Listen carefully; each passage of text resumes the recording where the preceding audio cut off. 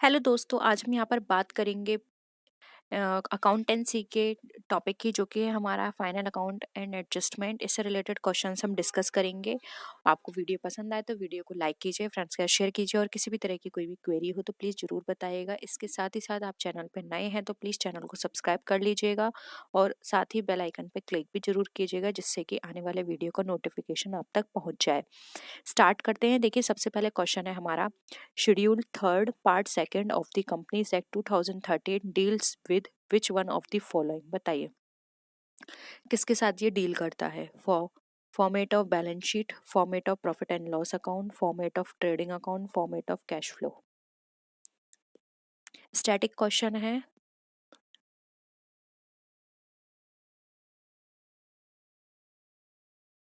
बताइए। देखिए, companies act 2013 के according schedule third part second में यहाँ पे प्रॉफिट एंड लॉस के फॉर्मेट के बारे में बताया गया है, जबकि हम बात करें part one and schedule third. ठीक है, ये तो हो गया पार्ट सेकंड। पार्ट फर्स्ट में जो बताया गया है वो बताया गया है यहाँ पे हमारे बैलेंस शीट को, तो आप ये नोट कर लीजिए। फर्स्ट हमें हमें बताता है बैलेंस शीट एंड सेकंड हमें क्या बताता है, format of profit and loss account. Clear है। नेक्स्ट आइए। Manager's commission is given at the rate of 10% on the profits after giving commission to him. If the profit before giving commission is rupees 1,54,000, then payable commission will be। अब आपको बताना है कि उसको commission देने के बाद हमारा प्रॉफिट जो था वो क्या होगा। उसको 10% दिया था और उस देने से पहले हमारा प्रॉफिट इतना था, तो उसको हमने कमीशन टोटल कितना दिया। बताइए।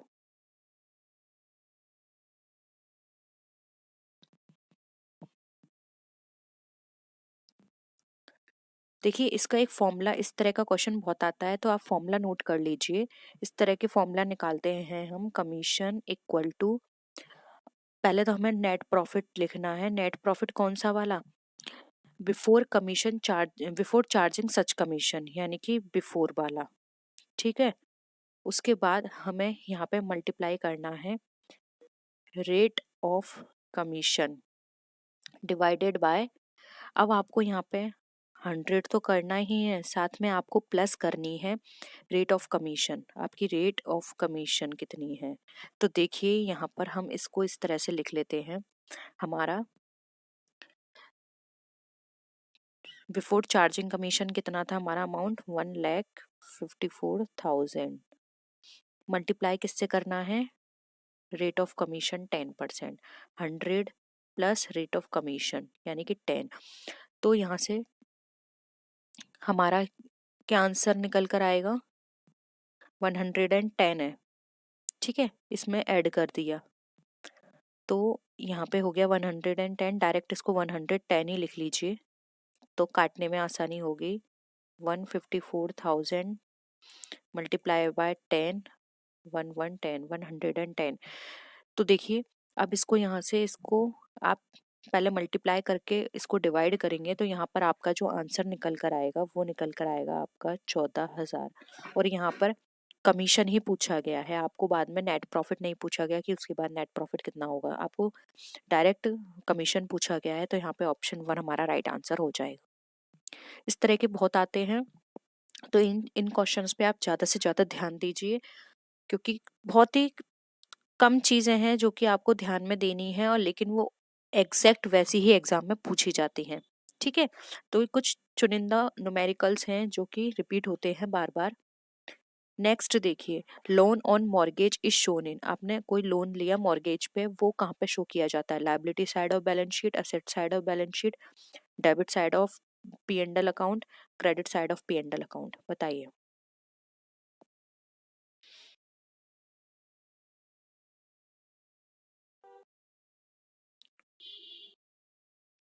देखो, आपको पता होगा बैलेंस शीट में दो साइड होती हैं, लायबिलिटी साइड और असेट साइड। असेट साइड में तो सारी एसेट्स आती हैं, लेकिन लायबिलिटी साइड में हमारी कैपिटल और लायबिलिटीज दोनों आती हैं। अब लोन ऑन मॉर्गेज जो है ये बोरोअर साइड में दिखाया जाता है हमारे, तो इस बोरोअर किस साइड होता है, लायबिलिटी साइड। तो ऑप्शन यहाँ पे 1 राइट आंसर हो जाएगा, liability side under current liability. ठीक है, करंट लायबिलिटी में करके इसको दिखाया जाता है। इसलिए ऑप्शन 1 यहाँ पे हमारा करेक्ट आंसर है। नेक्स्ट आइए, amount set apart to meet probable losses on account of bad debts is आ, बताइए क्या होगा इसका आंसर।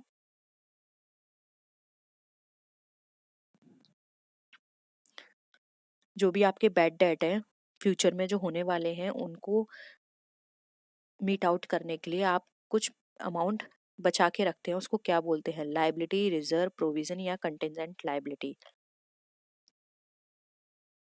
देखिए, इस तरह की जो नॉन लायबिलिटी होती है हमें ये तो पता है कि हो सकता है, लेकिन कितना हो सकता है ये हमें पता नहीं है, तो इसके लिए हम कुछ अमाउंट अपना अलग से बचा के रखते हैं जिसको हम बोलते हैं प्रोविजन। इसके लिए टर्म यूज किया जाता है प्रोविजन, कि हमने बैड डेट के लिए एक प्रोविजन बना के चले, जिससे कि अगर फ्यूचर में कोई भी बैड डेट होते हैं तो हम यहाँ से अपने उस खर्चे को मीट आउट कर पाएंगे, यानी कि हम उस खर्चे को अपना एक तरह से हम पर इतना बर्डन नहीं पड़ेगा। इसलिए ऑप्शन 3 यहाँ पे हमारा राइट आंसर हो जाएगा। नेक्स्ट क्वेश्चन पर आइए, which of the following shows position at specific date, बताइए स्पेसिफिक डेट पे क्या दिखाया जाता है, trading account, profit and loss, manufacturing account या बैलेंस शीट।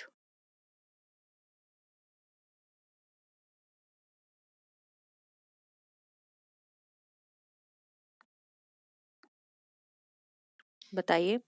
देखिए, एक स्पेसिफिक डेट पे हम बनाते हैं बैलेंस शीट, तो ठीक है, ये हम सबको पता है कि balance sheet at the end of the year बनाई जाती है एक स्पेसिफिक डेट पे, ठीक है। और ये हमारी क्या फाइंड आउट करने में हेल्प करती है, फाइनेंशियल पोजीशन को, ठीक है, ये हमारी फाइनेंशियल पोजीशन को फाइंड आउट करने में मदद करती है। इसलिए हमारा यहाँ पे आंसर 4 हो जाएगा। नेक्स्ट देखिए, which of the following is shown in balance sheet. अब बैलेंस शीट में क्या शो की जाती है, tangible assets, fictitious assets, both A and B या फिर नन ऑफ द अबव। बताइए क्या हम यहाँ पर शो करते हैं बैलेंस शीट के अंदर।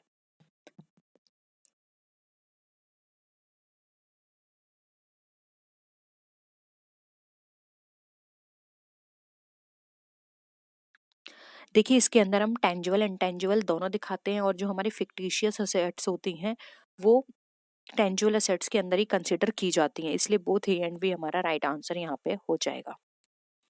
नेक्स्ट है, outstanding expenses are shown in. अब जो आउटस्टैंडिंग एक्सपेंसेस होते हैं वो कहाँ पे शो किए जाते हैं, बताइए।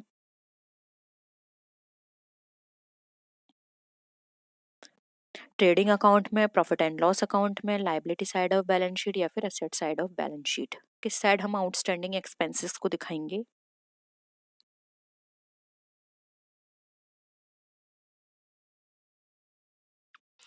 ये हम दिखाते हैं लाइबिलिटी साइड में, ठीक है। और अगर इसकी जगह आपसे बोला होता, एक मिनट,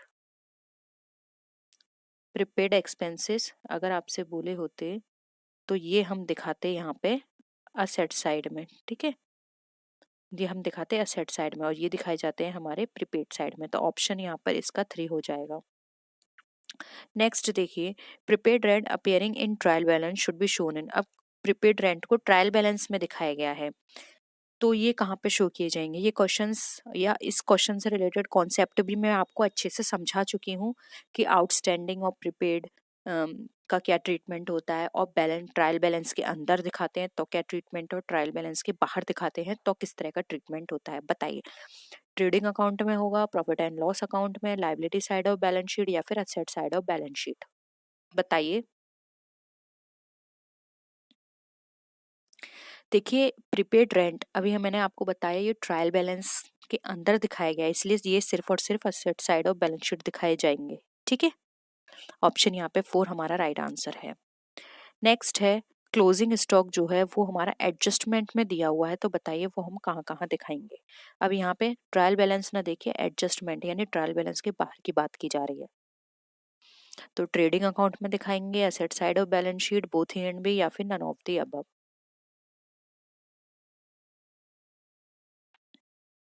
देखिए, यहाँ पर हमारा जो राइट आंसर होगा वो होगा ऑप्शन बी, ये हम ट्रेडिंग अकाउंट के डेबिट साइड, क्रेडिट साइड में दिखाएंगे, और ये हम दिखाएंगे असेट साइड बैलेंस शीट की, ठीक है।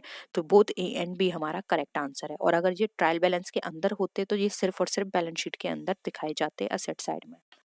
नेक्स्ट देखिए, एक ट्रेवल है सॉरी एक ट्रेडर है, उसके स्टॉक की वैल्यू 10% ओवर कॉस्ट है, ठीक है।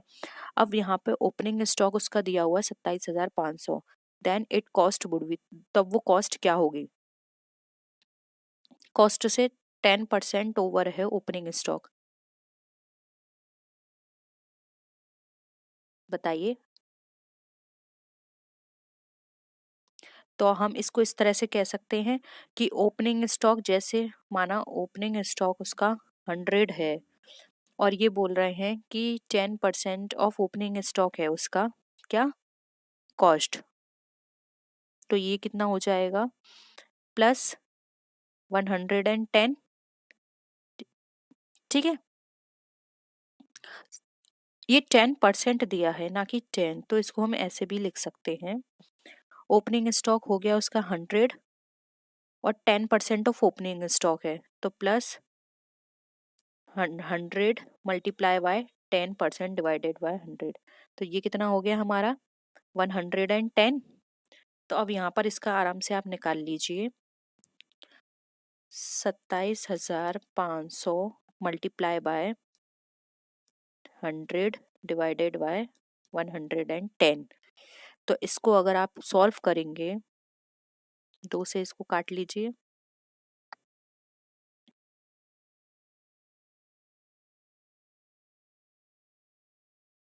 2500 प्लस ये, तो ये हो गया हमारा 25,000। 25,000 हमारा यहाँ पे राइट आंसर निकला है। आप इसको क्रॉस चेक भी कर सकते हैं, 25,000 का आप 10% निकाल लीजिए, वो आप यहाँ पर जोड़ दीजिए 2500 में, तो आपका हो जाएगा 27,500, ठीक है। नेक्स्ट देखिए, what will be the amount of gross profit और gross loss if cost of goods sold 79,000, sales 1,10,000, purchase 30,000, बताइए।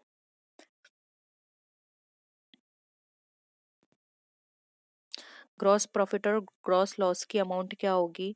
यदि कॉस्ट ऑफ गुड सोल्ड आपका 79,000 है, सेल 1,10,000 है और परचेज 30,000 है।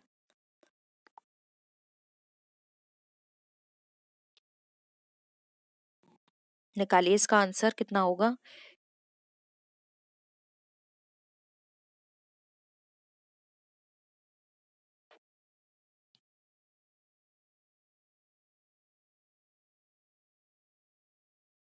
देखिए सेल कितनी दे रखी है, 1,10,000, ठीक है। कॉस्ट ऑफ गुड्स सोल्ड दे रखा है आपका 79,000, ठीक है। तो ये आप इसको इससे माइनस कर दीजिए, तो आपका आसानी से यहाँ पे ग्रॉस प्रॉफिट निकल कर आ जाएगा, एक, ये बच्चा 3, ये आपका प्लस में, यानी कि प्रॉफिट बैलेंस है आपका ये, तो ये हो जाएगा आपका 31,000 ग्रॉस प्रॉफिट, ठीक है। नेक्स्ट देखिए, which of the following is not fix assets. अब इसमें से कौन सी फिक्स असेट नहीं है, बिल्डिंग, फर्नीचर, कैश या मशीनरी।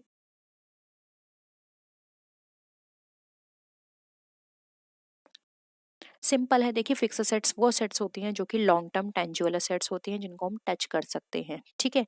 ये हमारे बिजनेस में इनकम को जनरेट करने का काम करती हैं। इस तरह की जो इनकम जो सॉरी असेट्स होती हैं, ये हमारे फर्म के अंदर लॉन्ग टाइम तक फाइनेंशियल गेन करने में हमें हेल्प करती हैं। इनकी एक यूज़फुल लाइफ होती है, और ये useful life more than 1 year होती है। जैसे कि एग्जांपल में ले सकते हैं बिल्डिंग, फर्नीचर, मशीनरी। जबकि यहाँ पर अगर हम बात करें कैश, तो कैश हमेशा हमारे करंट असेट्स की कैटेगरी में आता है, ठीक है। तो यहाँ पर ऑप्शन 3 हमारा राइट आंसर हो जाएगा। नेक्स्ट देखिए यहाँ पे, if profit is equal to 25% of cost then sales would be. अगर प्रॉफिट हमारा इक्वल है 25% ऑफ कॉस्ट, तो सेल्स हमारी कितनी होगी, 10%, 20%, 25% या 33 मल्टीप्लाई बाय 1/3। इसको आप ऐसे भी कर सकते हैं, इस तरह से भी लिख सकते हैं, ठीक है।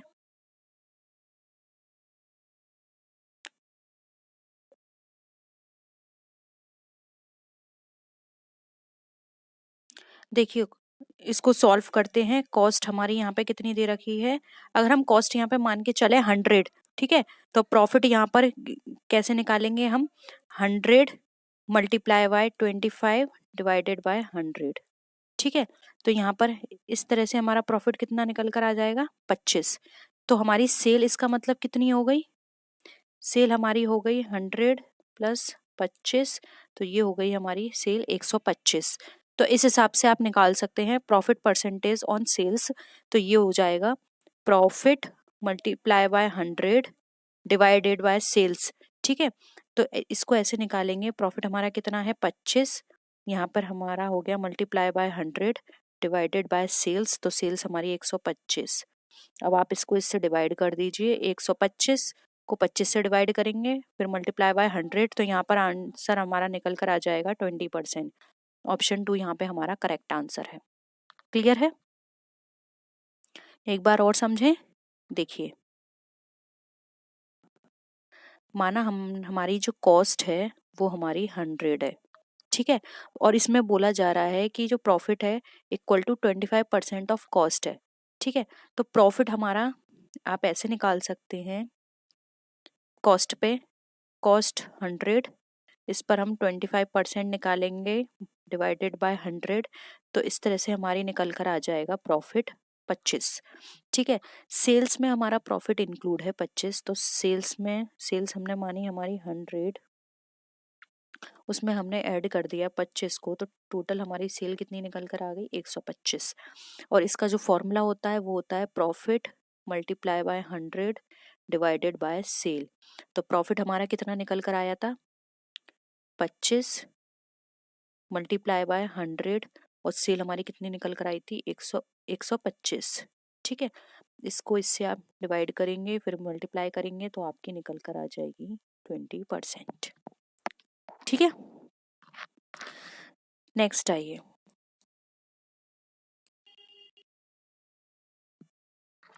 those assets which are purchased to increase profitability in business and not to be resold are called, बताइए।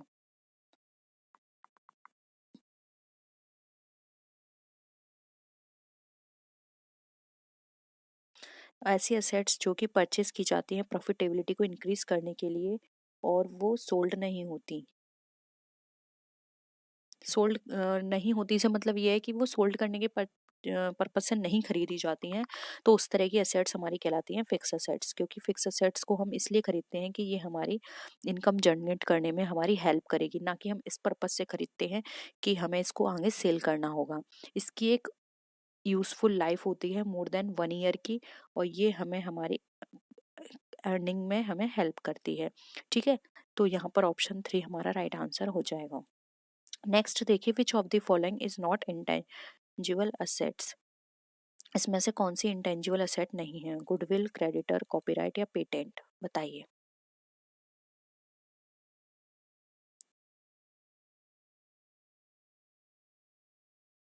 देखिए, गुडविल को हम टच नहीं कर सकते, क्रेडिटर को टच नहीं कर सकते, पेटेंट को, लेकिन कॉपीराइट वो सॉरी क्रेडिटर को हम टच कर सकते हैं लेकिन कॉपीराइट और पेटेंट को नहीं, इसलिए हमारी इंटेंजिबल असेट्स नहीं है क्रेडिटर।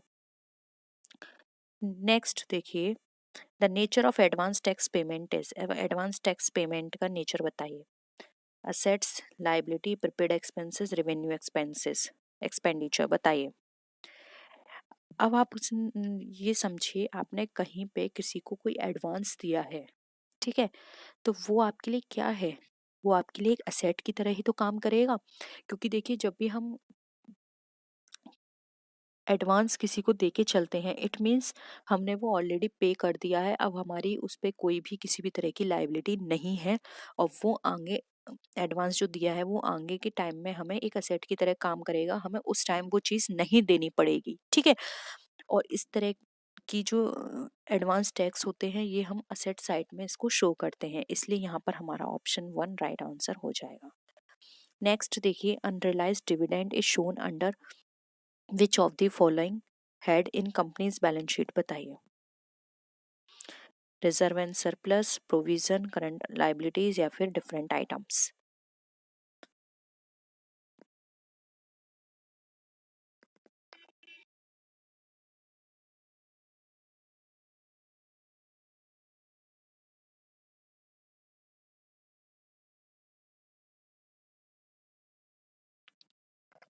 देखिए अनरियलाइज्ड डिविडेंड जो होते हैं वो हम करंट लाइबिलिटीज की तरह दिखाते हैं, क्योंकि अनरियलाइज्ड डिविडेंड से मतलब यहाँ पे अनक्लेम्ड डिविडेंड से है, ठीक है।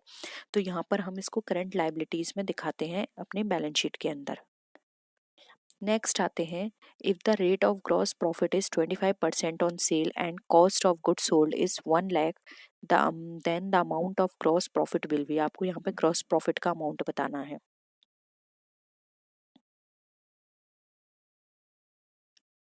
बताइए।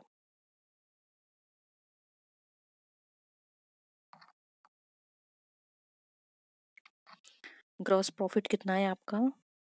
25% ऑन सेल, ठीक है। और कॉस्ट ऑफ गुड्स सोल्ड आपका कितना है? 1 लाख रुपए। अब यहाँ पे माना, ये हम मान के चल रहे हैं, माना सेल हमारी 100 है, ठीक है। तो ग्रॉस प्रॉफिट हमारा कितना होगा? ग्रॉस प्रॉफिट हमारा होगा 100 का 25% करो तो ये हमारा निकल कर आएगा 25। तो 100 में से जब हम माइनस करेंगे 25 तो ये हमारा निकल कर आया 75। तो ग्रॉस प्रॉफिट हमारा कितना है? सॉरी, ग्रॉस प्रॉफिट हमारा यहाँ पर हो जाएगा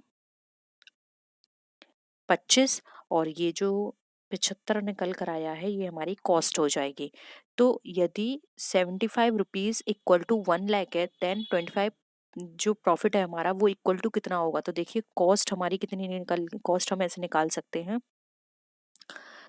1 lakh multiply by 25 divided by 75, इस तरह से हम निकाल सकते हैं। तो ये आप इसको काट दीजिए, ये आपका आंसर निकल कर आएगा 5।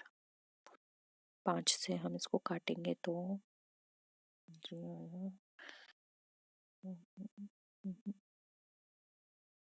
ये निकल कर आएगा हमारा 33,333, ठीक है। तो इस तरह से हम इसको निकाल सकते हैं। एक बार और समझ लेते हैं जिससे आपको क्लियर हो जाएगा। देखिए ग्रॉस प्रॉफिट हमारा रेट दे रखी है 25% ऑन सेल, कॉस्ट हमें दे रखी है 1 लाख की।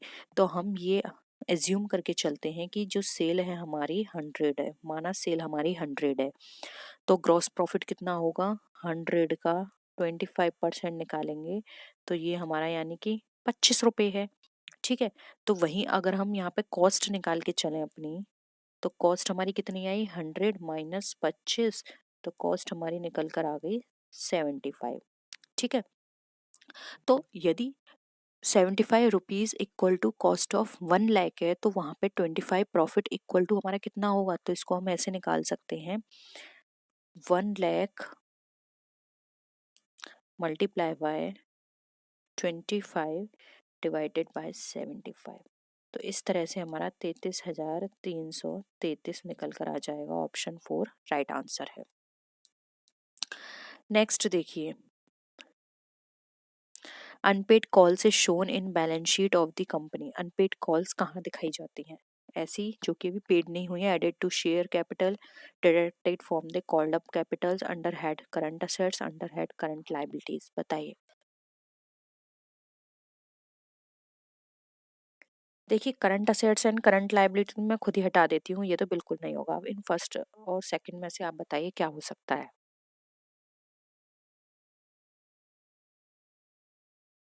सिंपल है, अनपेड कॉल्स हैं तो आप ऐड तो नहीं करोगे, आप इसको डिडक्ट करोगे कॉल्ड अप अमाउंट से, क्योंकि आपने जितनी मांगी थी उतनी अभी पे नहीं हुई है, तो आप कॉल्ड अप अमाउंट में से इसको डिडक्ट करके दिखाएंगे। तो ऑप्शन 2 हमारा करेक्ट आंसर हो जाएगा। नेक्स्ट देखिए, if opening stock is 2,45,000, purchase हमारा 15 लाख है, सेल 17,40,000 है, और रेट ऑफ ग्रॉस प्रॉफिट हमारा 20% है, देन क्लोजिंग स्टॉक बिल भी। बताइए। थोड़ा बड़ा है, अच्छे से पढ़िए समझिए फिर इसको सॉल्व करके बताइए क्या आंसर होगा।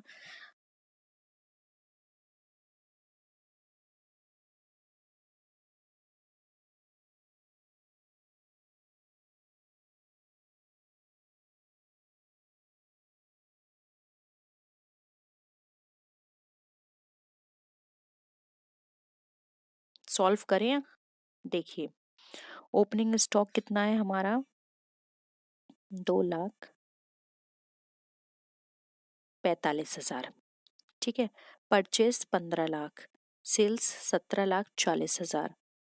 तो परसेंटेज ऑफ ग्रॉस प्रॉफिट हमें निकालना है यहाँ पे। ग्रॉस प्रॉफिट तो हमारा 20% ऑन कॉस्ट है, तो एज्यूम करके चलो कि कॉस्ट हमारी यहाँ पे 100 है, ठीक है, जो कि सेल हमारी कॉस्ट पर 20% है। तो सेल हमारी कैसे होगी, 100 + 20, तो ये हो गया हमारा 120, ठीक है। तो कॉस्ट पे हम कैसे निकालेंगे, कॉस्ट हमारी कितनी दे रखी है सेल की, 17,40,000 मल्टीप्लाई बाय 100 डिवाइडेड बाय 120। तो अब आप इसको इससे काट दो, तो ये मैं आपको डायरेक्ट बता देती हूँ, आंसर आपका निकल कर आ जाएगा 14,50,000, ठीक है। अब इस 14,40,000 जो आपको दे रखी है सेल, इसमें से आप 14,50,000 क्या करने, वो 17,40,000 दे रखे, उसमें से 14,50,000 आप माइनस कर दीजिए। 17,40,000 में से 14,50,000 आपने माइनस कर दिए, तो आपको निकल कर आ गए 2,90,000, आपका यहाँ पर आंसर आ जाएगा। तो ऑप्शन यहाँ पर कितना ना आ गया, वो यहाँ पर आ गया आपका 2,95,000 दे रखा है। तो देखिए यहाँ पर सॉरी 90,000 नहीं 95,000 आएगा, तो ऑप्शन यहाँ पे 2 आपका राइट आंसर हो जाएगा, ठीक है। नेक्स्ट देखिए यहाँ पे, विच of the following is not included into the final account. Final accounts में क्या चीज इंक्लूड नहीं की जाती है, trading and profit and loss account, profit and loss appropriation account, cash account या फिर बैलेंस शीट। बताइए इसमें से कौन सा आंसर आपका होगा, क्या चीज फाइनल अकाउंट में शो नहीं की जाती है। सिंपल है, कैश बुक तो हमारी किसका पार्ट है, लेजर का पार्ट है, ये यहाँ क्यों आएगा, इसलिए ऑप्शन यहाँ पर 3 राइट आंसर हो जाएगा। नेक्स्ट देखिए, what is the meaning of outstanding rent. Outstanding rent का मतलब क्या है, रेंट पे हो गया है कैश में, rent is received, rent is due but payment has not been made, rent has been paid in advance. बताइए।